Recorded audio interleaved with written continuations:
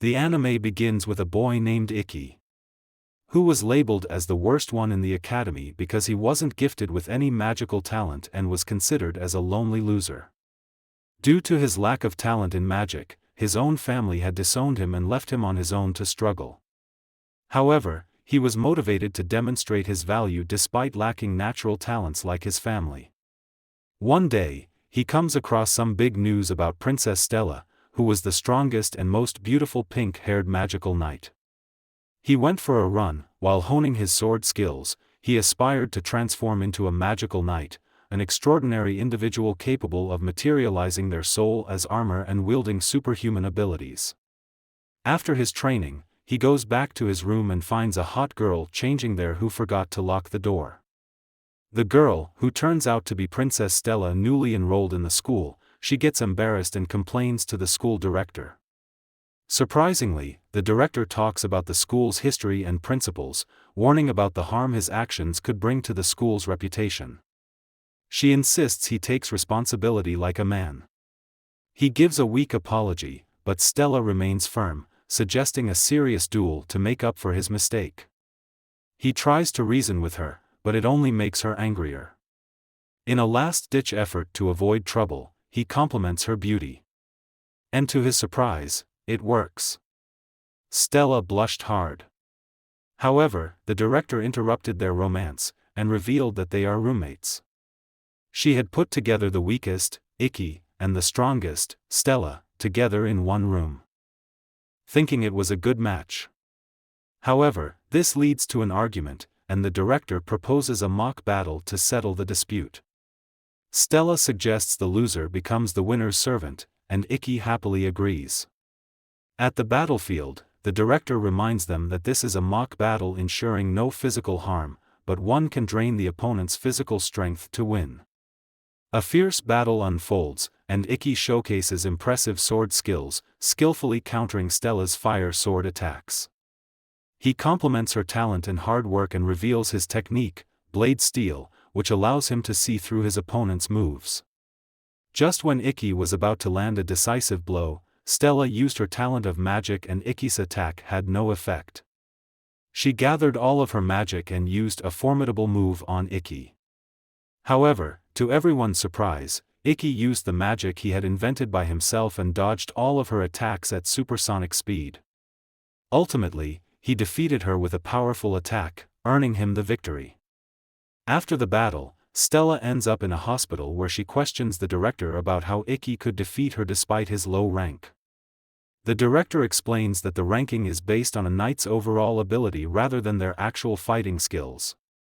She reluctantly reveals that there is currently no system in place to evaluate Ikki fairly.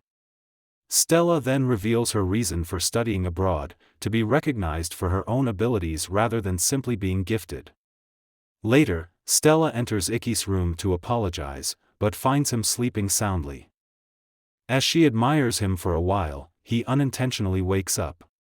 Much to her embarrassment, she apologizes to him and agrees to be his servant or dog, as per the earlier agreement to fulfill his desires. However, he simply laughs it off and asks her to be his roommate, to which she happily accepts. The next day, as they finish their morning run together, he casually mentions that running 20 kilometers daily is part of his routine, making it sound as ordinary as brushing his teeth. She responds by saying she was able to keep up with him today, suggesting she can match his pace. He then reveals that his sister is starting school that day, raising her suspicions. He reassures her that they are indeed full-blooded siblings. In the classroom, their new teacher, Yuri Ariki, warmly welcomes all the newcomers and explains the rules for the upcoming competition. She informs them that the selection will now be based on actual fighting, and the top 6 individuals will be chosen as school representatives. But just as she's about to elaborate on the fighting techniques, something bizarre happens. She spills red liquid all over the floor, creating a scene worthy of a tomato juice commercial.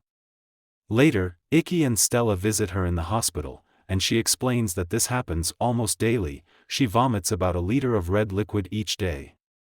He advises her to take it easy and not push herself too hard and reveals to Stella that it's because of his sensei, Yuri, that he was able to get accepted into this school.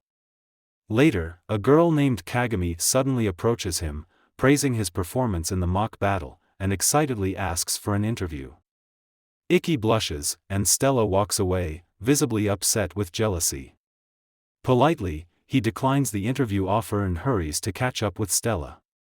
However, it's interrupted again by a girl named Shizuku who approaches him, calling him her brother. Ikki agrees that she's his sister, but she surprises everyone by kissing him on the lips, leaving the onlookers gasping, "Man, this show is like the Game of Thrones of anime." Shizuku is shocked and upset, expressing how much she missed Ikki during their 4-year separation. Stella steps in, pulling Shizuku away and scolding Ikki for engaging in what she considers an inappropriate activity with his sister. Shizuku argues with Stella about Ikki, and in the heat of the moment, Stella accidentally reveals to everyone that she and Ikki have a master-servant relationship, surprising everyone. Shizuku summons her water sword, and Stella does the same, escalating tension as they exchange insults about each other's looks before attacking. The director intervenes, taking them to the ladies' restroom and sternly warning them that using weapons outside designated areas is strictly forbidden. As punishment, she orders them to clean all the ladies' restrooms for a week. After the director leaves, instead of a sword match, they continue their verbal battle, trading insults about their appearance once again. After serving their detention, Shizuku warns Stella not to behave shamelessly and reveals how Ikki felt ignored and treated as if he didn't exist back at home. Stella is shocked by this revelation. Later, Stella confronts Ikki, who opens up about his tough childhood. He shares how his family mistreated him for not having the same powers as his powerful grandfather, Ryoma, a well-known samurai. His family excluded him from events and made him feel invisible. Ikki recalls a New Year's party when he decided to run away from home due to neglect. Lost and with nowhere to go, he was on the verge of giving up when his grandfather Ryoma appeared and encouraged him to persevere. Ryoma's words inspire Ikki to become a strong knight like his grandfather. Ikki reveals that he had to learn everything on his own, and nobody taught him. Until now, people struggled to accept him becoming a knight, with the old director setting rules to make him fail. However, the new director is more supportive and has assigned him to work with Stella. Thank you for watching. Subscribe for the next part.